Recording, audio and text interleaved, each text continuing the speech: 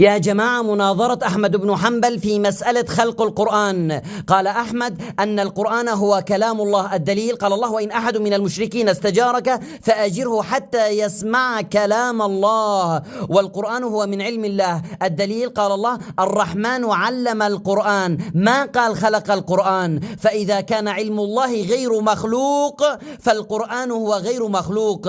قالوا يا أحمد أن القرآن هو شيء، والله قال: الله خالق كل شيء، فالقرآن يدخل تحت خلق الله. فرد عليهم أحمد بن حنبل أن الله لما أخبر عن الريح يلي أهلكت قوم عاد قال: تدمر كل شيء بأمر ربها. فهل دمرت السماء والأرض؟ مع أن السماء والأرض هي شيء، فهل دمرتهما؟ لا، دمرت ما أراد الله فقط، والاستغراق في الآيتين يشمل ما أراد الله فقط. قالوا يا أحمد أن الله قال: ما يأتيهم من ذكر من ربهم محدث، فالمحدث مخلوق. قال أحمد: معنى الآية أنه يحدث الله عند المؤمنين العلم بما لم يسمعوا. قالوا يا أحمد أن النبي قال: ما خلق الله من جنة ولا نار ولا أرض ولا سماء أعظم من آية الكرسي. فقال أحمد: هذا لا يثبت عن النبي، بل هو أثر من ابن مسعود، وكلام ابن مسعود: الخلق وقع على الجنة وعلى النار وعلى السماء وعلى الأرض، ما وقع على آية الكرسي. هذا والله أعلم. سلام.